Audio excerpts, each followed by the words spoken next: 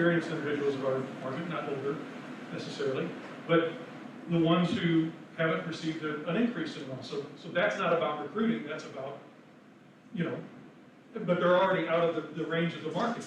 So even a 95th percentile doesn't get us 100% there with some of those individuals.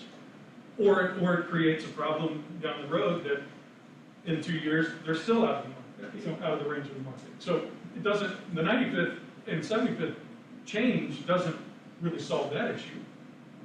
I feel like there's lots of little issues that we're talking about that I'm not sure, and I agree with you 100%. I think we need to be competitive in recruiting, and I think we have seen, even though the political culture, the cultural kind of pressure of our public safety individuals, which is across the country, maybe even across the world.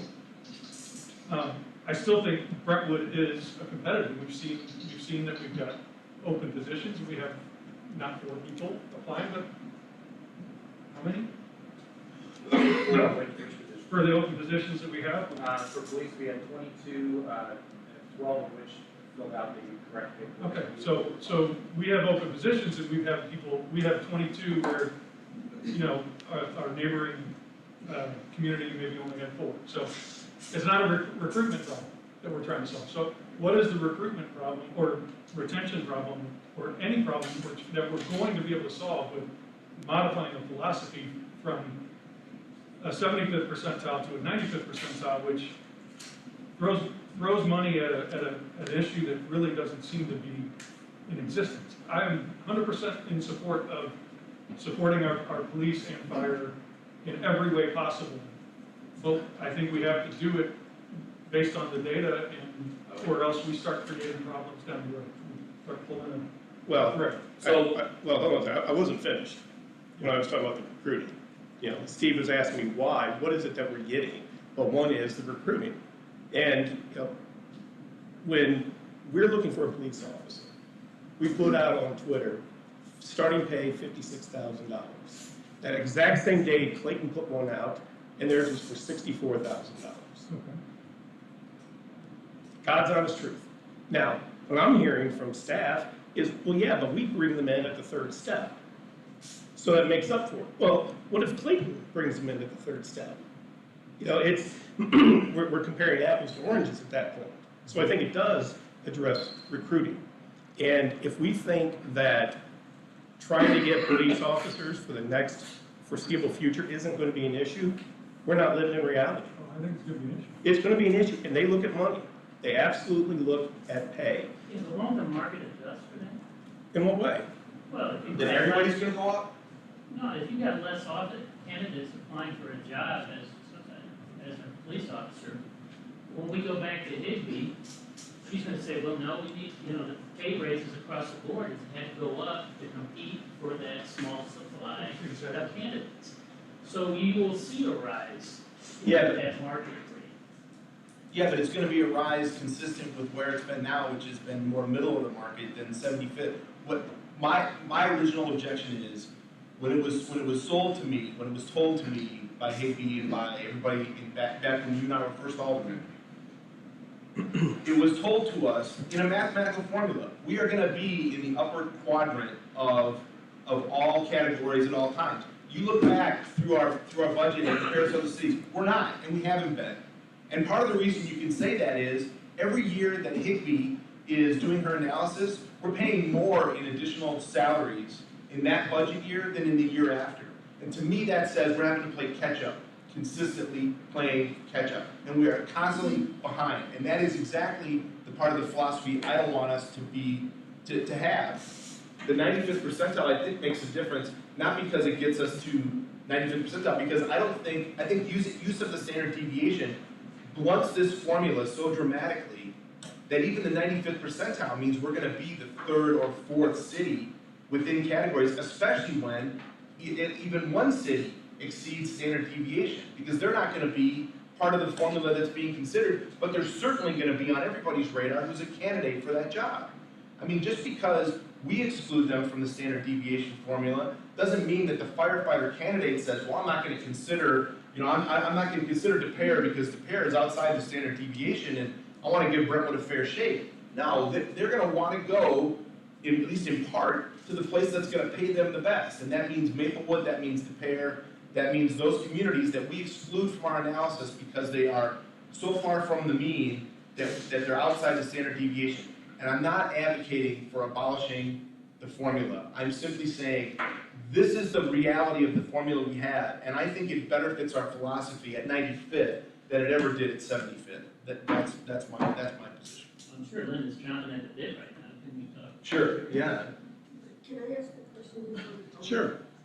I'm not a math major either, I sort of followed what you did, but I should have asked this in Ways and Means a long time ago. What would happen if, instead of standard deviation, we threw out the top city and the bottom city, and then used the rest as comparables? How much would that change where we would be in a formula? I don't know the answer to Want Linda to speak? Sure. Can you hear us? Yes, I can hear you now. I think a couple of things are kind of important here to acknowledge. One of which is you've been having this discussion since 2014. And I'm happy to have Darren, who is a math wizard, offline, go through how standard deviation calculations are actually occur, because you are talking apples and oranges between the firefighter memo and how things are actually done. So I want to make sure that that's kind of clear. We've given you some slides to go through that as well, but I think that's kind of a waste of the time this evening. The two things that I think are really key to remind you of here is, first of all, Brentwood builds their ranges off of the maximums in the market. And to my knowledge, you have not had any seasoned firefighter or police officer leave your organization for one of those that we exclude because of standard deviation. So that's part one.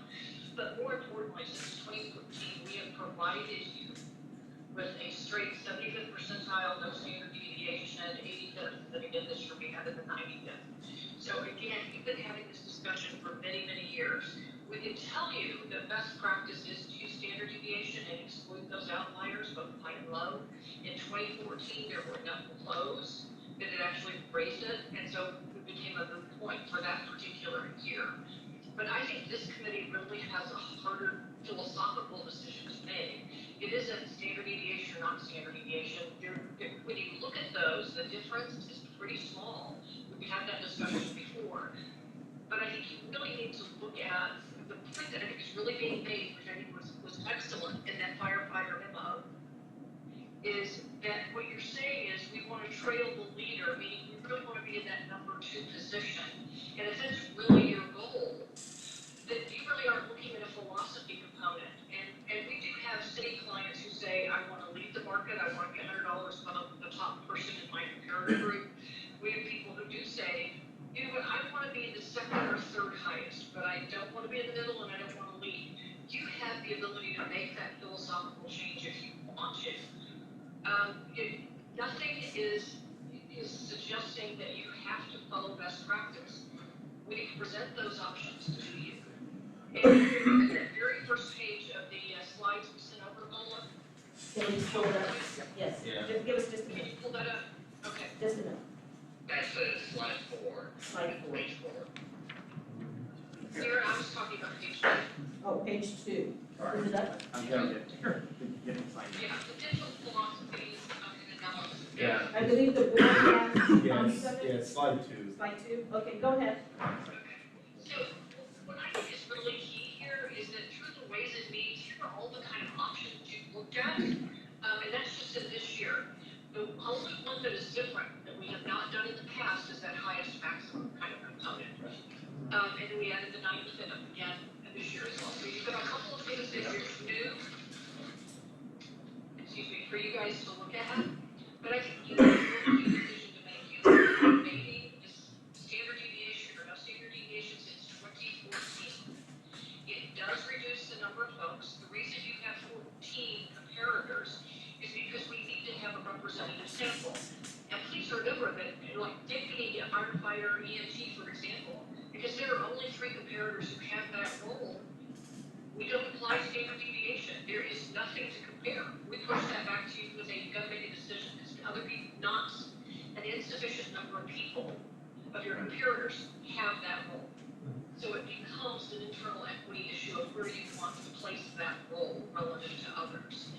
So I think it's really important that we get to sort of the root issue here. And the root issue is, if the firefighter memo is correct, and what your real goal is to trail the leader, then you have a couple of changes to make in your philosophy. You have to decide if you want to be equal to that number 2 position, or do you want to be $100 below the top? Or so if you can set any of those kind of pieces that philosophically work for you. We simply caution 2 things. First of all, when you set the philosophy, you really shouldn't, in our opinion, and in best practice, you don't change it every year. So you guys have been with this philosophy since 2014. Nice 7-year run. Make a decision. Do you want to change it? And then if so, how do you want to change it? You can change the percentile, but I think the analysis that we've done for you as we continue to look at individuals, especially within the uniform ranks, when you look at all of these, none of them solve a problem for more than 1 pay cycle. And then they're dependent upon those same cities adjusting their pay ranges higher. And some of those cities do not adjust each year. So some of the issues that you're struggling with aren't going to go away just because you change them. But I do think you really need, as I listen to all the discussion, I'd really like you guys to really think through, after 7 years, is it time for a change in philosophy?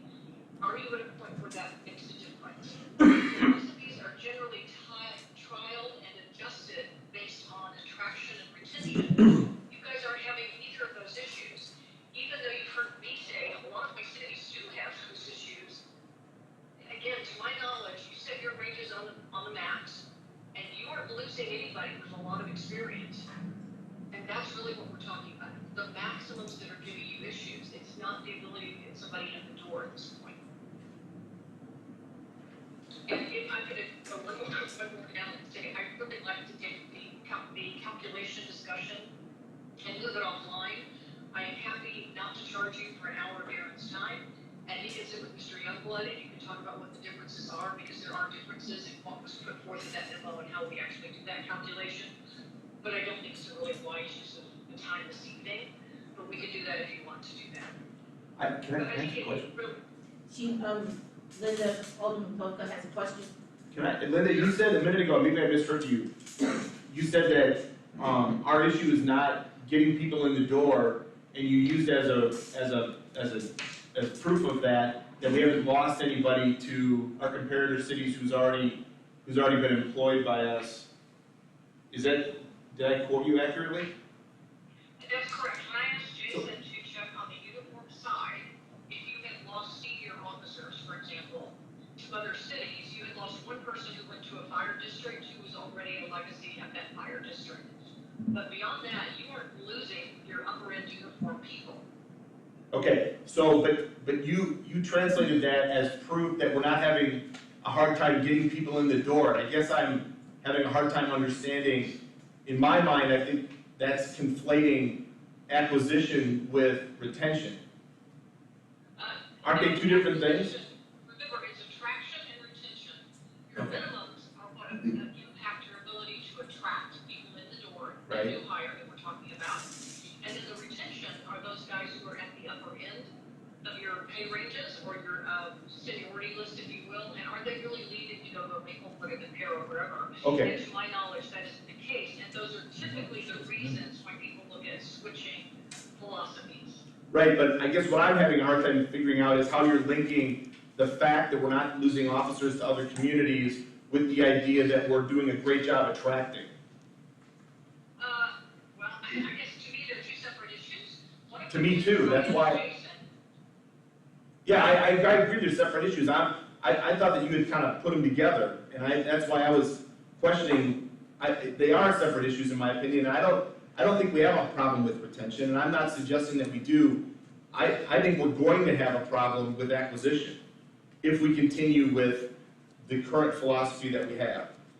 I shouldn't say, not the current philosophy, the current formula that we're using.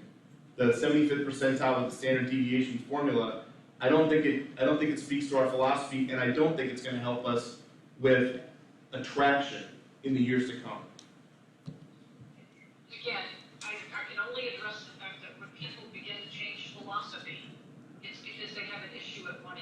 other.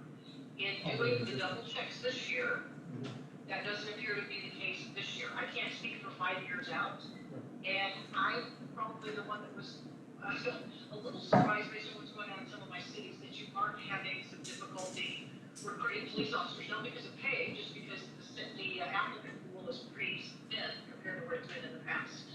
But Brentwood, it's my understanding, is not having that issue, and I've confirmed that with Jason a couple of times.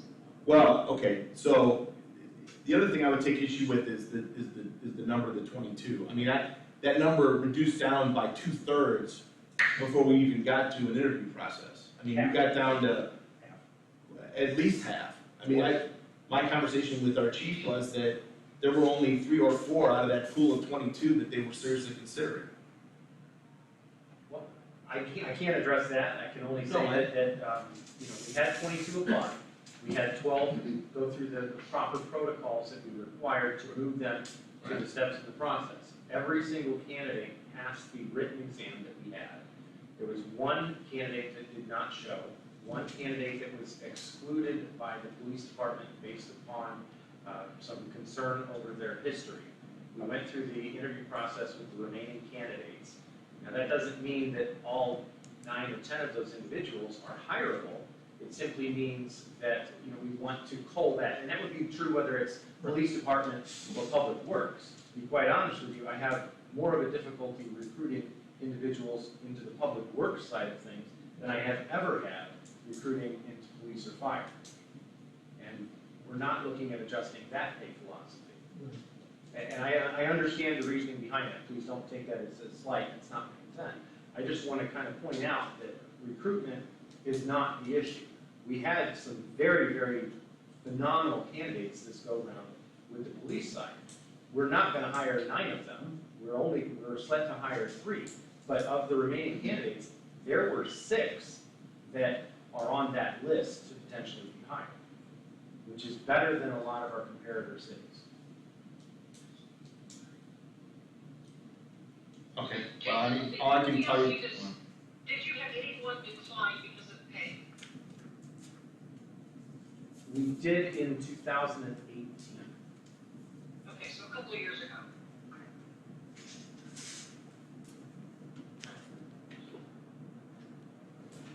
I mean, to put things into perspective, I compiled a list at Bola's request to look at where we were sourcing our police officers from. Okay? And so I can pull this up and put it on the screen if you'd like to see it. But over the last 3 years, and I look at that 3-year span because that's the time frame that I've more or less been running the recruitment process. Mm-hmm. So in looking during that time frame, we've had 72 applicants for the police department during that time frame. And what I did was I broke it down by where those candidates were being sourced from. Of the 72, again, this is just the police officer side, not the firefighter side. It's a completely different entity when we're looking at hiring firefighters. We more often hire firefighters directly out of the academy for the most part, whereas on the police department, we tend to get more seasoned individuals. We had 18 come directly out of the academy, 18 come directly from the city. We had 15 come from other municipalities. We had 4 come from the county. We had 3 that were basically civilians looking to transition into the field. 1 that was out of state, 1 that was a transit officer, and 12 came from rural Missouri. By rural, that's out to Branson and Brea. How many of those 72 were advertised at a step higher than 1? None. We only when we bring it in, we advertise step 1. Now that doesn't mean that's where we hire them at. Okay. But we advertise when our ad goes out, it goes out at what that base range is. Okay, And then we so, list all of the benefits that are offered in addition to that. and how many are actually, when was the last time we hired a police officer? Who's the last one? 19? No, we hired one last year. Okay. And we're looking at hiring 3 right now. Right. And based on what I'm seeing, we will hire 3.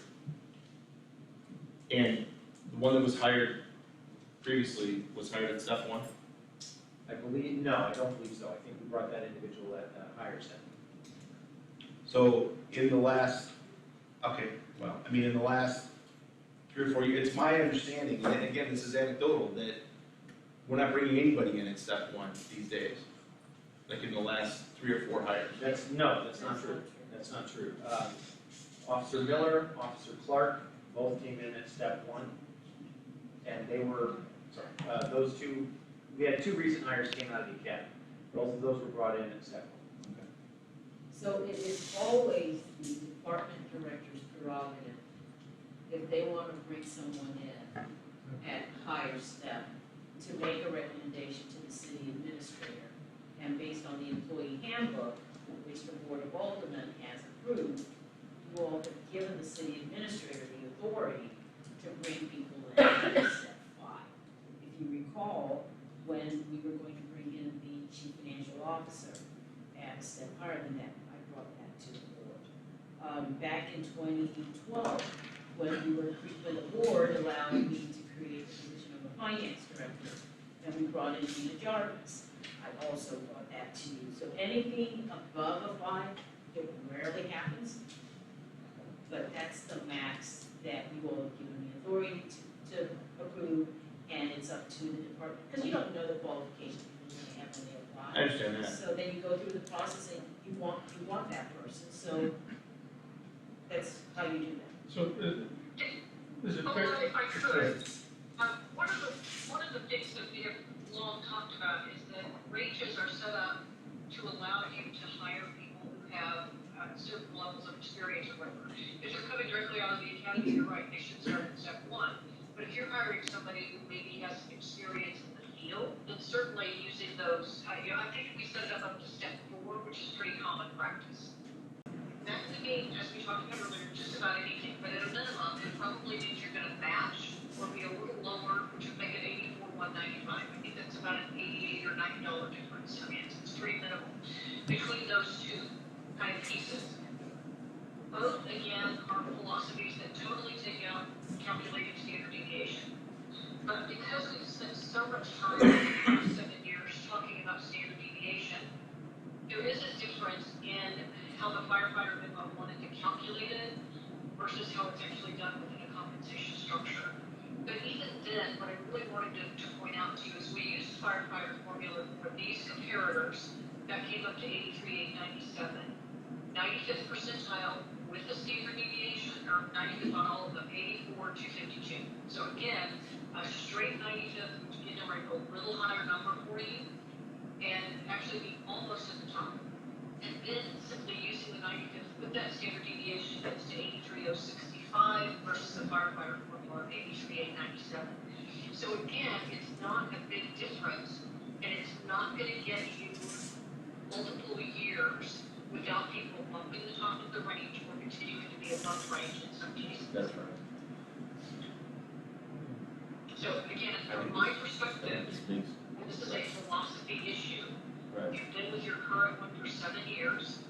You don't have a driving recruitment or retention issue to change it, but you've got some internal angst that would suggest that it's something I want you to make a very thoughtful decision around this year. Hey, Linda, what would be, what is, in your definition, would be a recruitment issue? To me, a recruitment issue is not that I'm having trouble getting people in the door, but I get people in the door, I want them, and they're rejecting my offer. To me, that's a recruitment issue. The sourcing piece, I think, is not a recruitment issue that is tied to pay. You have a classification for which I think over the next several years, given what's going on in the marketplace, in the world in general, I think it's going to make it a smaller and smaller pool of candidates who want to be a police officer, for example. That's a sourcing issue. It doesn't matter what you pay, people are still not going to step up to the plate to kind of take that job. On the other hand, if I'm getting 22 applicants through the door and probably something like 50% actually wind up passing all the tests, if you will, and then I'm extending offers to people who are declining them because they're going to go someplace else for more money, that's a pay issue. Why would they be applying in the first place? If they can get money, get paid more someplace else? Can I chime in on that? Yeah.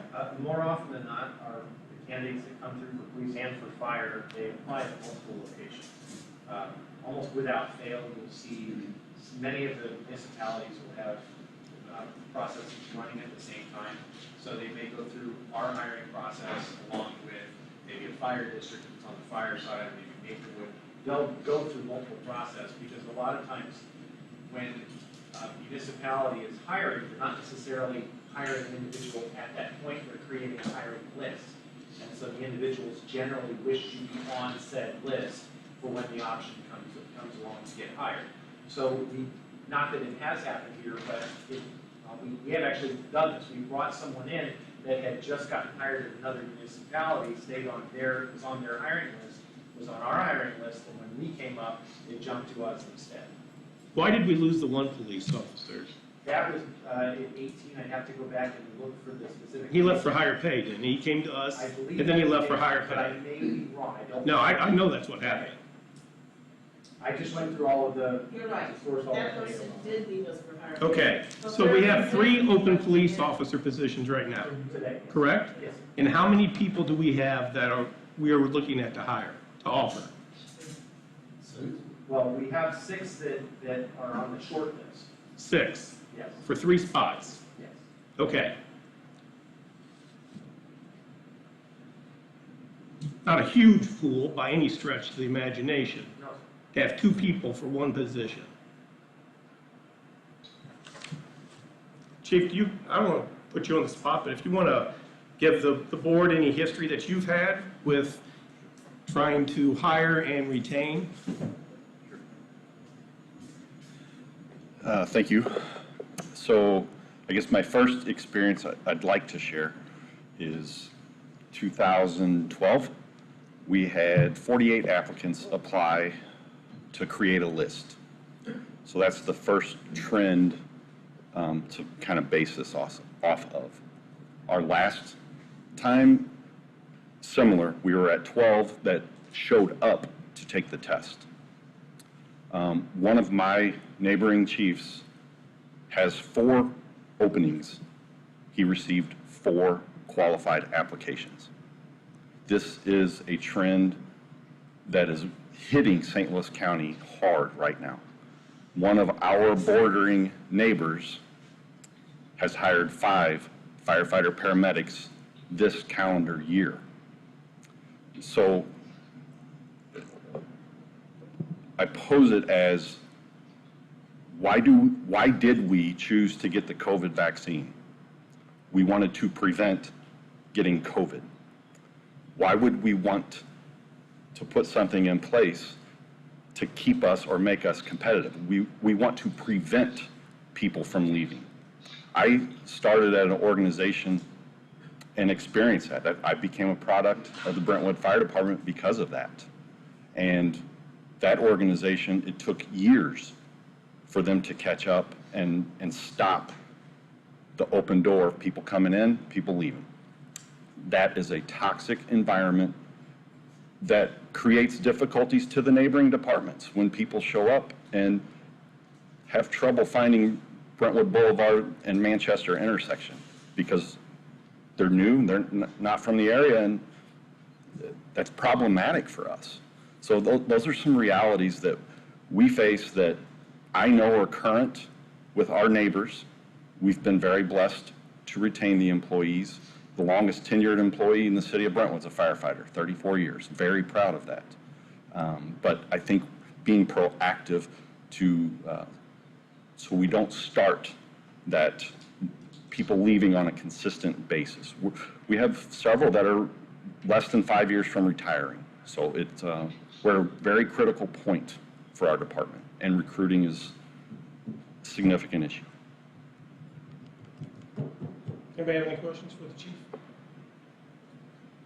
Okay, Thank you. May I ask a question, Linda? Sure. Linda, I know that when you have a candidate, salary is a big thing, but how do we rank as far as our benefit package in terms of our competitors? Jason, do you want to take that, or do you want me to do the high level and you can do the detail? Go ahead. Okay, we did resurvey benefits, and the 2 areas where you were lower than your comparator group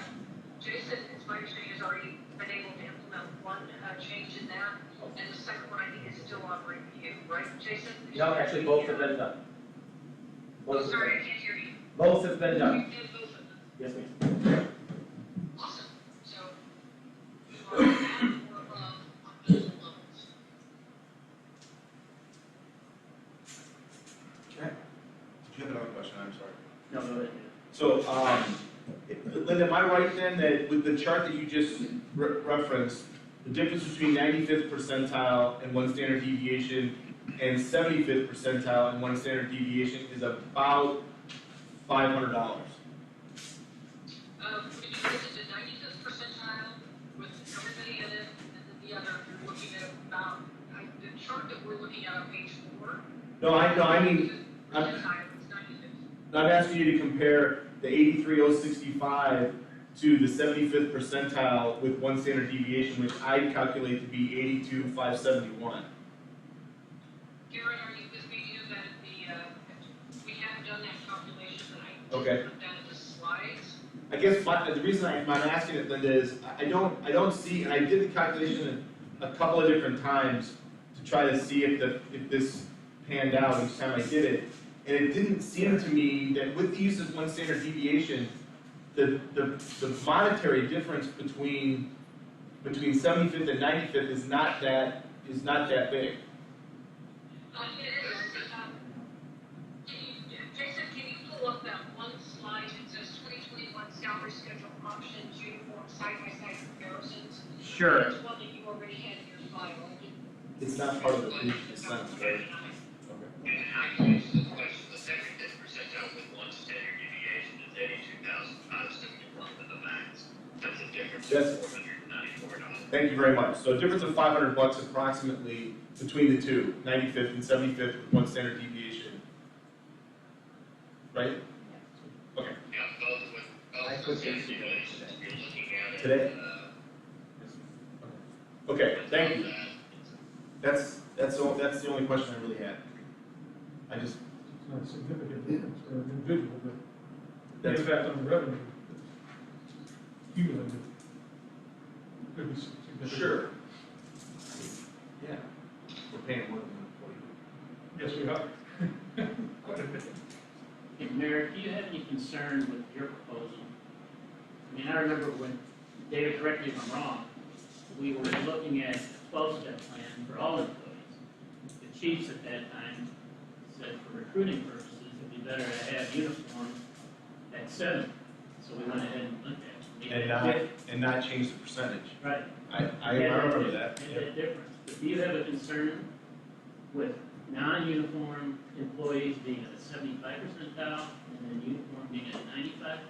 I would think there'd be a morale problem. I think we got a morale problem right now. You know, we're considering spending $5 million on a destination playground. When we put streetlights in, the goal was to illuminate the neighborhoods. We could have done that cheaply by putting Cobra head lights on existing utility poles. We didn't do that. We went with more expensive, architecturally pleasing lights. Didn't need to do that, but this board thought we're a top-tier city, and that's what the residents want. We look at outsourcing our trash. Remember, we've had that discussion numerous times at Public Works. We could provide free trash to our residents cheaper than we are now. But we didn't want to do that. We wanted to keep it in-house because we think we're a top-tier city. That's what we want to do for our residents. When we looked at connecting our trail system to the GRG, not an at-grade, we decided to go with one of the most expensive ways, a tunnel underneath Manchester Road. Why? It gets them to the other side of Manchester. An at-grade crossing would have done it. There are other ways we could have done that. But we spend more money to be a top-tier city. And we're looking at a $5 million destination playground. There was no discussion about, well, does it make sense to spend that extra $1.5 million when a $3.5 million would be a playground, $2 million would be a playground? But again, I don't have a problem with those decisions. I think those are sound decisions because that's who we are. Well, if we're going to be consistent, then we need to carry that through to this. I would love to get all the employees, bump them up, because I think that's what Brentwood is. But I don't know where the revenue comes to do that. That's why I'm saying the Prop P is a way to accomplish that. And that addresses a morale problem. I agree with you, it could cause a morale problem. But, they're treated differently to begin with. They are on a 12-step system instead of a 7-step system. They're on a different pension plan than our uniform folks are. So they are treated differently. It doesn't mean they're not as worthy of getting paid more than what they are. It's just, I want to make sure that we can do this fiscally sound. And the Prop P is a way to do that. If we had Prop P for all the employees, fine, I'd be in favor of that. But, maybe we can figure out a way to do that. But I think right now, to address this morale problem, let's do this. Yeah, Nancy, I'm sorry. Mr. Mayor, with all due respect, we've spent 3 Ways and Means meetings looking at issues that have been concerned. And the concerns were expressed. A lot of employees are at the top of their pay grade, they haven't gotten a raise. The police were concerned that the supervisors weren't on parity with the fire. There were lots of other concerns. We spent lots of meetings, three meetings, maybe 4, no, we spent meetings talking about that. We didn't spend meetings talking about philosophy. We didn't spend meetings talking about this major morale problem. You talking about this major morale problem around this with our staff? I haven't heard it framed like that. I've heard it that there are concerns, there are issues, but not this major morale problem. So I guess we're changing the discussion from what we've been discussing before. So if we're going to change the pay philosophy, then that's totally different than solving all the issues that were presented to us through the Ways and Means. Which I think we could change. Our philosophy, I know when we separation between the communities, between the high and the low, there are communities out there that we compare ourselves to that are scared to death that they're not going to get replacement officers and police officers and firefighters, and they are in some cases outliers. They're beyond that standard deviation. But so if you go to the 95th percentile, that increases the maximum, but it also was intended to go the pay for our first responders. Again, it was a terrible proposition, poorly worded, and not very. We also have this EMT and paramedic parity issue, which honestly to me seems severable from a philosophy. That seems like a mechanics of our pay practices. I mean, it almost seems like that's just clouding the water on the bigger philosophy discussion that we're having right now. From my perspective, it really doesn't. 12, okay? So right now, we'll just use this as an example. This individual currently is at $55,352. Based on some odd people, most of the folks, you're going to see that. And the other way to look at it is just look at the percentages. Okay, if we look at the 75th percentile, most of these folks, the grids themselves are moving 3%. Okay? When we go to the 85th percentile, the next appropriate step is only 1.7%. Now, you could offset that if you chose to do that by saying if they're on grid step 5, they'll go to step 5 under a different philosophy. But if you were to do that on the 85th, instead of 3%, they'd maybe get 5.5%, and your numbers would jump astronomically. This has been a board implementation method for all of our pay processes since before I arrived. And so when I compiled all the numbers, that's why when you look at a 75th versus 85th and potentially even the 95th, the grid, the jumps are a little bit less, the high end is going to be more. So your initial cost to implement may be less, but again, as time goes by, because the grid is higher on the outside, you will be paying more as those individuals advance through the pay grids. But philosophically, that also increases the lower end, which helps on the recruitment side. So again, it comes back to a philosophical decision. Does that kind of...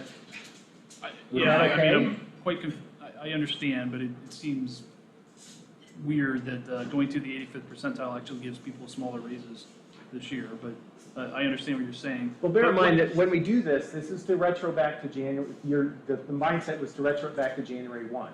They'll also they'll then move another step at the end of the calendar year, should the budget allow it to do that as well. Okay. But for the non-uniformed, to go 75th, the total cost is 65,000. The 85th, it would be 55,000. It'd be $10,000 less. For that exact reason, but that's Right. only for that's one moment in time. Right. Going forward, Right. it's gonna be more. Right. So Right. I Right. get that. But then, so is that the same of the police and the fire? I mean, the police actually go down if you go the 95th percentile. Give me one moment, I'm not used to using this particular laptop, so just bear with me. Which one do we want to look? Which one do we want to look at? Do you want Let's to look at the police first. Okay, do you want Let's to look at the police first. But at which percentile? 70. So when we look down on this one, your cost to implement for the PD is 54. And this is the 85th. And then when we go to the 95th, likewise, these positions are not affected.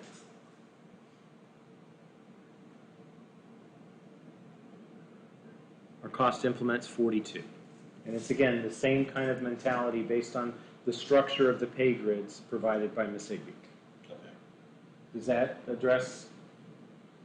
It's a similar thing, it's just they have less steps to get there. Yeah, I mean, that makes sense. But then how do we, that's cost to implement like right now, this Correct. moment. Like this year, right. Like, what's the cost to implement? And I don't know how you answer this, honestly, but what's the cost to implement if you went the 95th percentile for a uniform? Like, what is the upper bound of what that could be? Again, I'm not sure Well, how. let me put it, Jeff's question about, we made $446,000 on property revenue this year, right? So how do we make sure that if you did go to the 95th percentile, we don't run that out? We don't spend more than $446,000 a year in that extra salary. So Okay. we're not overspending on property. We're already spending some of it, that's. Right. We're spending 200 something, I think, right now on salary. Position Position and a half, right? Position and a half, I think it is. For the, one of the majors That's in right. our crime analyst. Right, right. So no, that's, So if you can't answer it now, I can't give you a definitive, but I can kind of point out the way that we can sort of extrapolate that, okay? So if you look at this, right now, assuming the grids don't change, they more than likely won't for 22. They may again in 23 when we reevaluate at that point. So I can only speak for 22. But the folks that are in yellow, they're capped. They'll get 0 next year, okay? The folks that are in white, they would then move to the next appropriate grid. For the ones that are over here, that would be 3%. That's just the way the non-uniformed grids move. right? The uniformed grids varies, but typically it's about 5.5%. So to put it into perspective, everybody that's in white, you'd be looking at about a 5.5% change. But it looks like almost all of them would be at their 7th step at that point. Yes. And so then it would remain constant going forward until the grid itself moves and catches them up again, Can I ask which we one would do at question? 2 years. If you scroll up a little bit from where you were, Yes, sir. I thought you explained that the orange box meant that they were above. Above. When Okay. they're above, we keep them above. So how is the detective? The grid change. 78,000 okay. The grid The change. market catches them. So that's. They're now, they're, right, today, they're here, then they're here. Does that make sense? Well, they're here in this, they're getting paid an extra $2,000.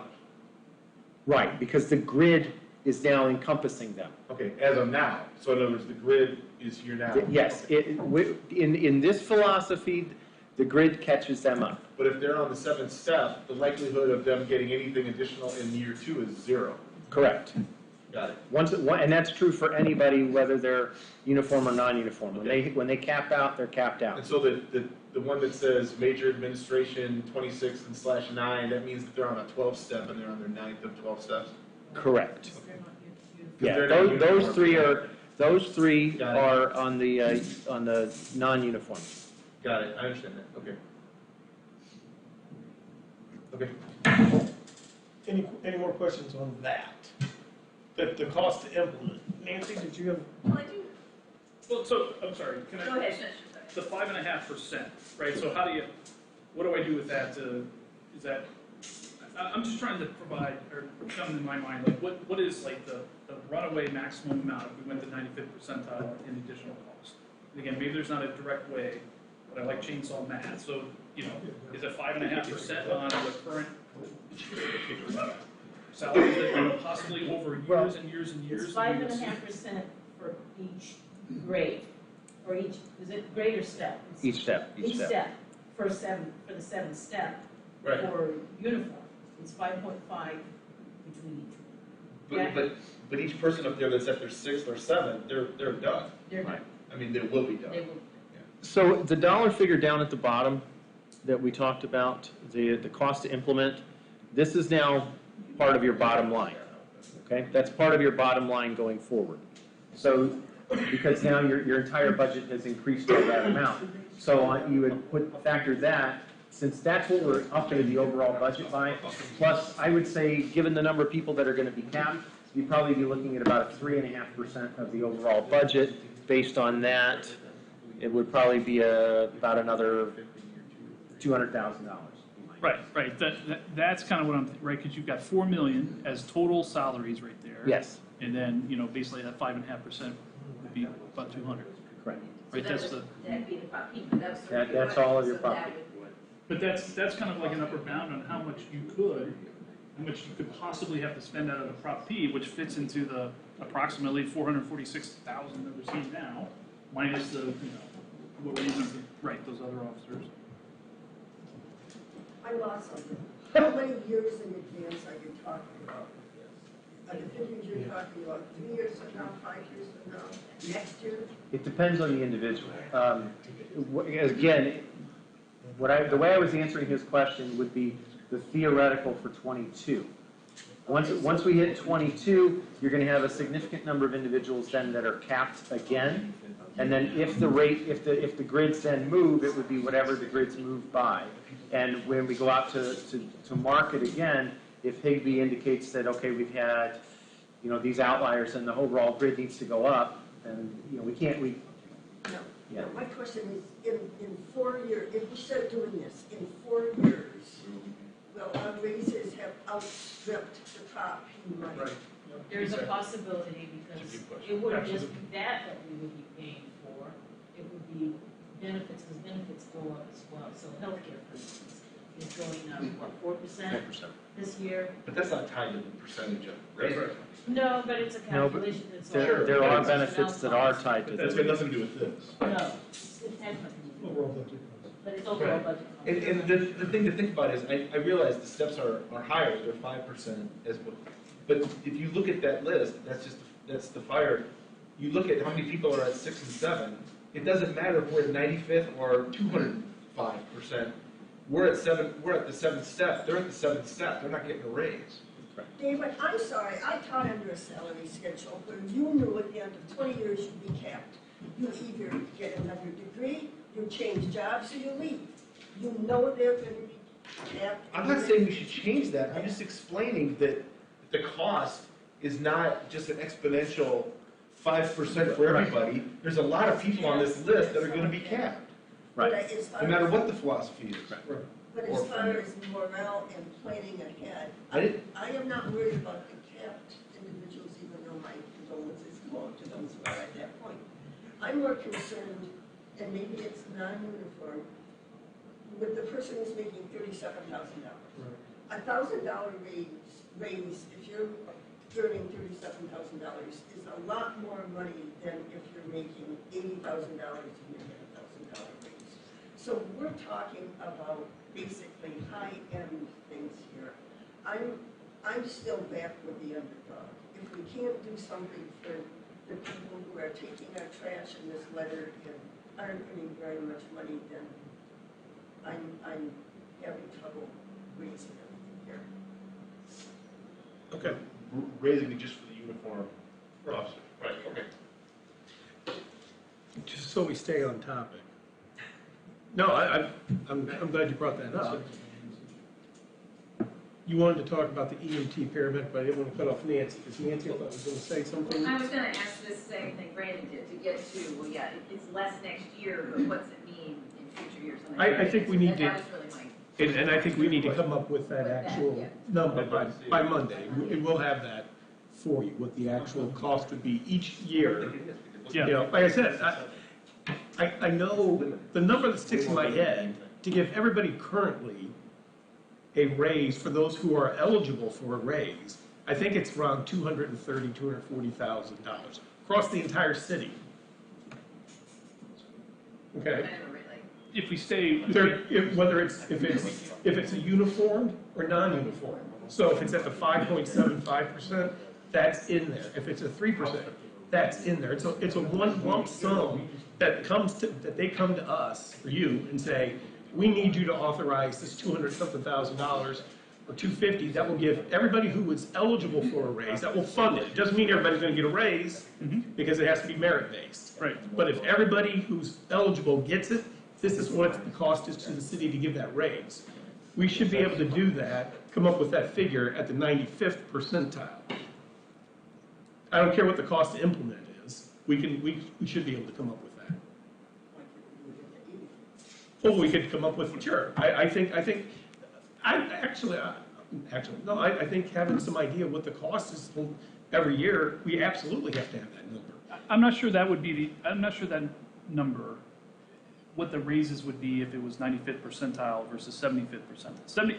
If it's at 75th percentile, that's the 235,000 you're talking about. Right, that's status quo as we are right now. Assuming, Right. I'm not sure that number for the 95th percentile is that informative. I think it's more, you know, if you take it to the logical, what's the maximum that would, and again, I'm not sure how you answer that. It's, again, I have the same concern. If we are spending way more by bumping it up to the 95th percentile and we're running through all the Prop P money, then we're starting to burden the general fund. And the whole reason I'm supportive of going to a 95th is because of the Prop P. I think the voters told us that they want us to differentiate on that, and that's my rationale for doing it. I don't know how we answer that. You know, to the EMT paramedic, I think that's a severable issue, and I personally think it's clouding the water on that, because Okay. I think we make a decision on that one way or the other, independent of what we do on the compensation philosophy, no matter what, right? So I think that you just take that off the table right now, or we have it as a separate conversation. And Sure. It doesn't matter, honestly. And then, you know, whether we include the standard deviation, it resonates to me that that's a best practice. And I think that, you know, statistics are hard, right? They're confusing stuff. I got to see in it myself in college, so which is, you know, a medium grade. But I think we remain with that best practice. It is a smaller sample size, and that is unfortunate. But again, we have an expert telling us that is a best practice to proceed with that. So, I mean, bottom line, I'm supportive of going the 95th percentile if we can get comfort that we can fit that into the Prop P and we're not at risk for the city, and differentiating. We'll get that, we'll get the cost. How far out are we running these numbers? Well, 1 year at least, because we don't know 2 years from now, 3 years from now, when our consultant comes back and says we got to make an adjustment, you know, we might have to, we might not. We don't know, we can't predict that, but I would think that it's going to be the same, isn't it, each year? Not necessarily, because you're gonna have people more running up against their seventh step. It goes up each time we do this thing. We update the survey. See, I got a D in statistics. Sure, but at the same time, you're gonna have more people hitting their seventh step. That's true. That will drive the number down. And we will have turnover, and you will have Right. retirement, and we'll then be bringing in. You just got done saying we have no turnover in our entire city. Come on. People retire. Which is it?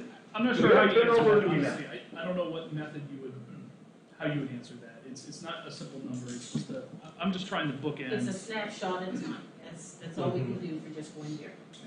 Okay. And could I ask if it's noted that the positions that are vacant aren't included, but like if there are 3 police officer positions vacant, that's a decent percentage of the police department, so it'd be nice if those, you know, I don't know, close those out, just fix up salary, whatever you do. So, Can I just get clarification, because I'm the one running the numbers? Well, we'll have Gina also take a look Right. at Okay. it, because Right. that's the finance director does. Yeah. But you're wanting what the what the cost will be to the bottom line for just simply the increases for subsequent years? Is that an accurate Right. statement? Subsequent years. Yeah, not total salary, it's the increases. The increase. Okay, Because we're not paying the total salary out of the Prop P money as it is. okay. Correct. Yeah, that's going out of the general fund. I'm looking at Prop P to fund this Okay. increase. And I just want to make sure there's enough money in the Prop P to do that. So, can I Well, ask, it would be going on. It would be going on every year. My hope is that Prop P would continue to fund that without running out of the Prop P money. Right. Yeah, I think, well, and we're gonna see what we do. Is this just for police? No, it would be police, it'd be Police police and and fire. fire? Yeah, because For Prop again, P? the Prop P is for the uniform. It's uniformed. so, can I ask about Prop P? I mean, it's been a long time since I read the language of Prop P, right? Yeah. I don't know that it specifically said this proposition is for police and, it's public safety compensation, right? No, I don't Or think it did. support, It did not. supporting, right?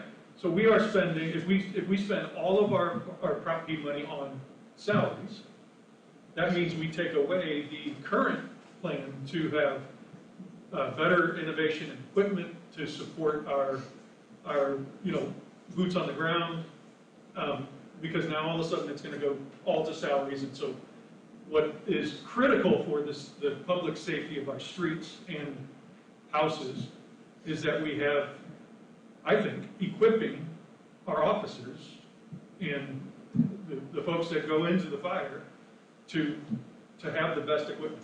And in order to fund those, additionally, if we take all of the money of Prop P to fund a 95th percentile increase, where are we coming up with the funds that are much needed to keep our citizens safe? We equipped our officers for 85 years without Proposition P. I We get can still, it. it's not a zero-sum proposition, we don't Okay. have to use it only for that. I mean, But we're not gonna. Capital funds. We have to then use capital funds for. Right. yeah, but that's what we have we have capital funds for that. I mean, We spend capital funds for a lot of other police and fire things. You know, I mean, to me, it's all fungible. We can use it, if we don't use it out of the Prop P, we get it from someplace else. Yeah, I agree with that. I mean, I feel like we have never not given our people what they need. I Right. mean, maybe we have been intentional about it. You know, the boat, we did delay that for a couple of years, and we put it across a couple budget cycles, but, and that has nothing to do with Prop P in my opinion either. Personally, my feeling on Prop P is we struggle every year to figure out how we're gonna spend it, right? It's like more ammunition, more training, that's great, how about some street I lights, think right? the And like, departments would defer, we don't struggle. They come up with the list. I see that, so that's not. Struggle maybe isn't the right word. Okay, then. But look how we had to squeeze just to get the additional salary for additional officer. I mean, each department had to pitch in something to come up with that 85 grand. But that was because it was after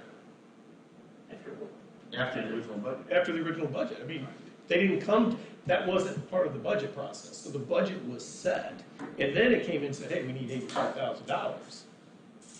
Because all the money had been spent by the It budget. certainly was, I mean, right,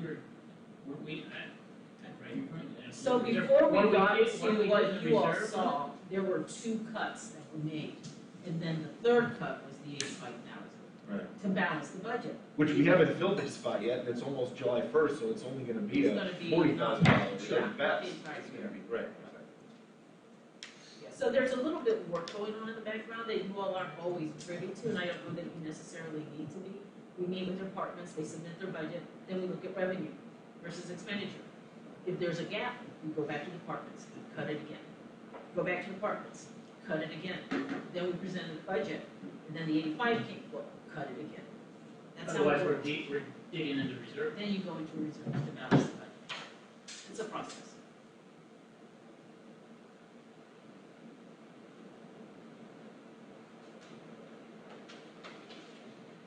Well, does it make sense to hear from to your point, Jeff, does it make sense to hear from the 2 departments? I'd like to know, the best, what they think is What the their best preference applicated is. use of property. If the assumption is that any, It can either go to all, Right. all salaries, or it can be more distributed in a balanced way across multiple resourcing needs of the each department. assumption is that the Prop P, how, how would they prefer Yeah. that money be spent? Is it on Because if it's capital proven- items, or is it? If they're, which I don't have any clue how you prove that property doesn't run out. But let's just say in magical land that property never runs out, right? That's somehow provable in some way. Then yeah, how do the departments want that money spent?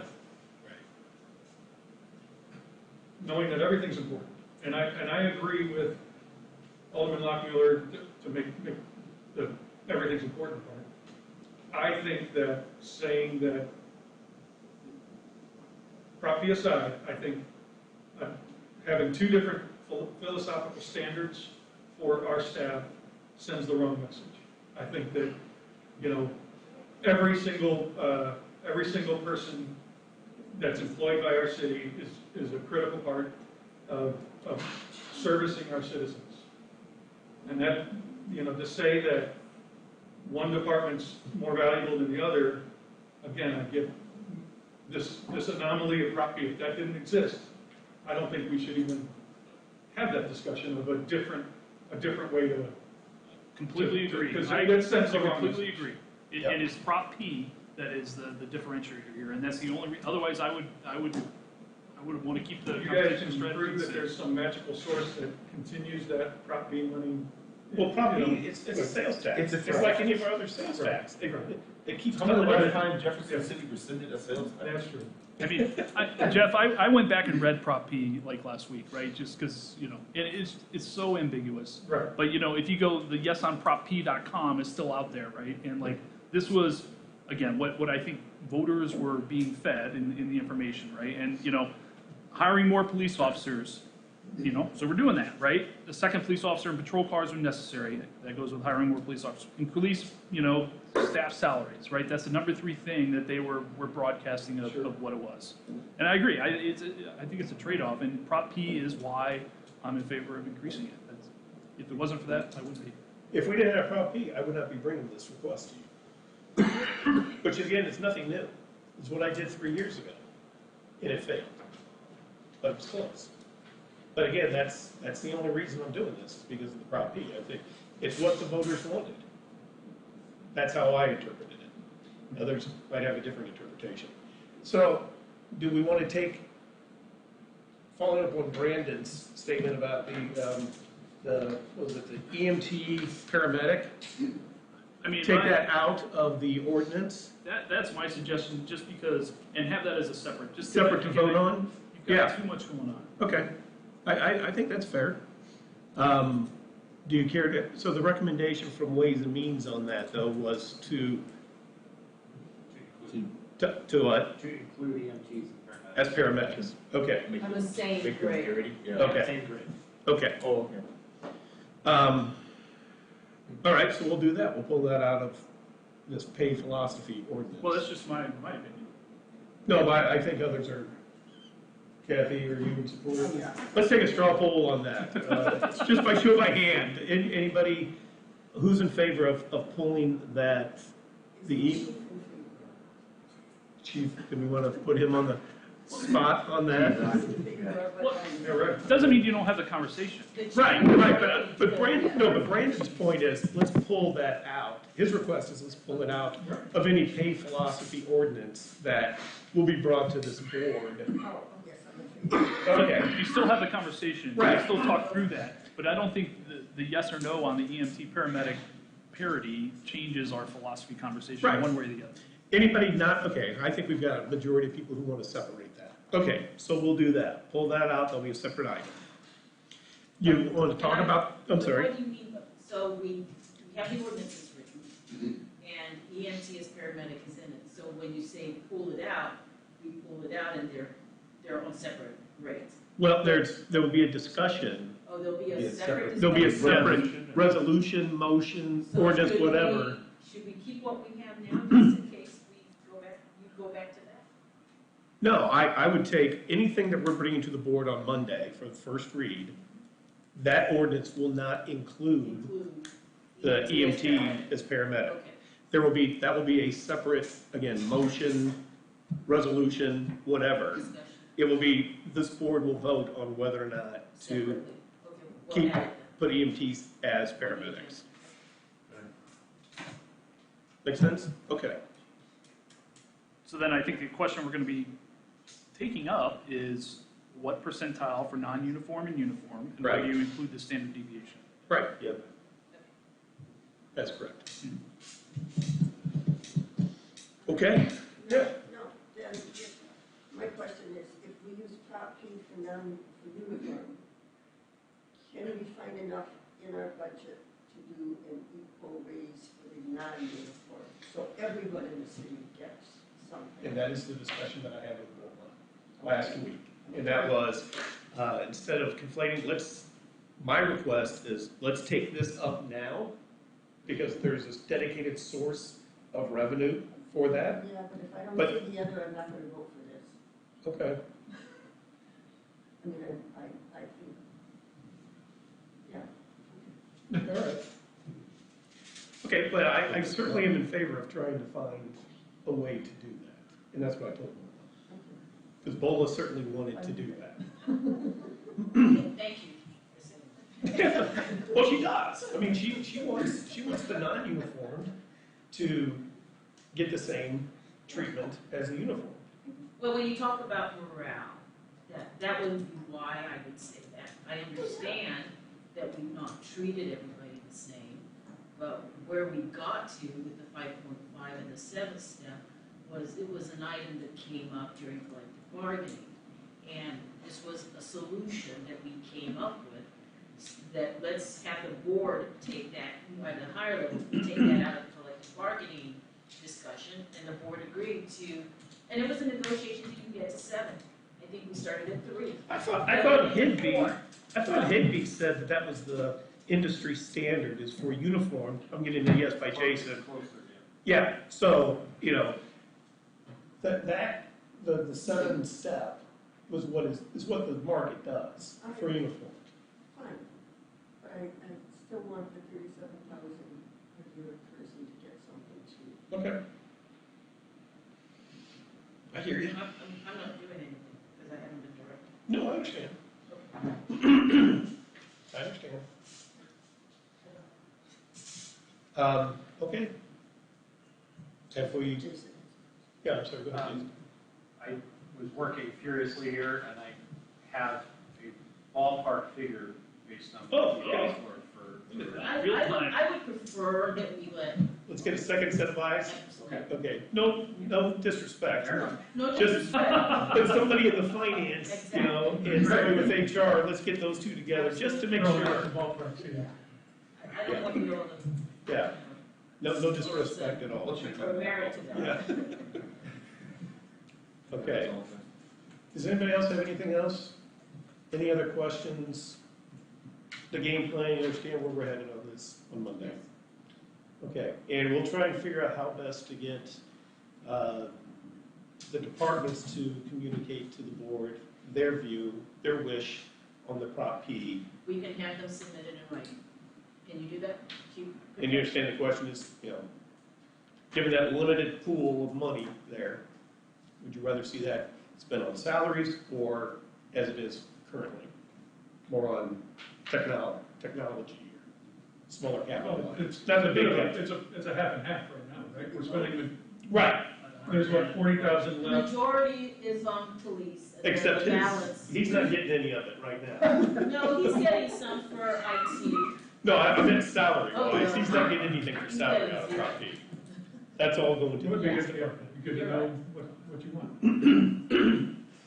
I think it's a great point, Jeff. Instead of us trying to put ourselves in that position, let's hear from the experts. Yeah. Okay, because that was never presented to them before. All right, unless anybody has anything else, I want to thank everybody for your time. And if I was short with anybody tonight, I want to apologize for that. I had a rough day this morning, and sometimes that kind of bleeds over into other things. Usually it's my kids that feel it, but unfortunately you're my kids tonight, so. You shouldn't feel bad about your height. That's positive stuff. No, anyway, I do apologize if I offended anyone tonight. Okay, so with that, entertain a motion to adjourn. Second. All in favor, say aye. Aye. Any opposed? Motion carries. Thank you, everybody. This is the first time since I've been on board where I have